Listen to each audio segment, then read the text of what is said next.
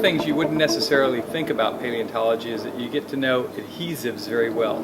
So different kinds of glues play a really important part in putting dinosaurs back together. So there's all different blends, mixtures of super glues that you may be familiar with, that you may use at home, but they actually will make thick ones, they make thin ones, they make really thin ones that we use for gluing or consolidating bones. And one of the ones that we use a lot of is a material called Vinac. And it's essentially a plastic that's dissolved in acetone. And of course, when you buy the Vinac, you just buy it as beads, and then you sort of have to custom make your own mixtures. And usually you'll either use really thin, medium, or sort of thick. So we've consolidated the bone with a lot of the thin Vinac because we want the plastic to soak into the pores of the bone and go deep down into the structure and essentially sort of consolidate and plasticize the bone.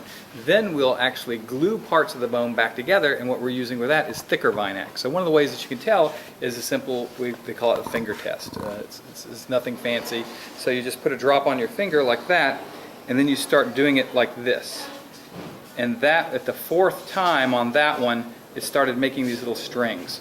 So by the fourth time, that means that generally this is pretty thick Vinac. Third or fourth is a real thick mixture that's pretty good for using to glue bones. If it had gone to maybe 7, 8, 9, maybe even 10 finger pinches, then that would have been good for consolidating bone. So in the case I'm going to glue the tip back on a neural spine, I actually need a glue. I need something that can kind of bond both surfaces together and sort of fill in a tiny, tiny gap that's there.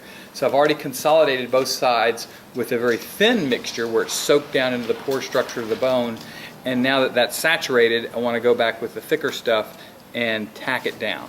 And I don't know that this is actually going to be considered permanent. And that's another thing that's sort of a challenge in paleontological glues, because people say, well, why don't you just use Elmer's white glue?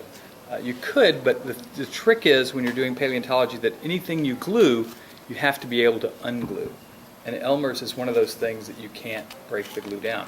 Vinac is very easy because if you need to dissolve the glue, you simply add acetone and it will melt the plastic or dissolve the plastic back, and you can undo whatever you glued. So for instance, I'm tacking this down. This specimen is going to be prepped and put permanently on display. It's glued down with the Vinac right now, which may not be the strongest bond, but it'll hold it together while we're prepping the bone. We package the bone and can get it ready to be shipped off to the mounter. The mounter, once they do that, the bone's going to be put under different kinds of stresses. They may need a stronger glue, so they may choose to re-glue those joints using super glue, some other kind of adhesive that's much stronger and that may last longer than the Vinac.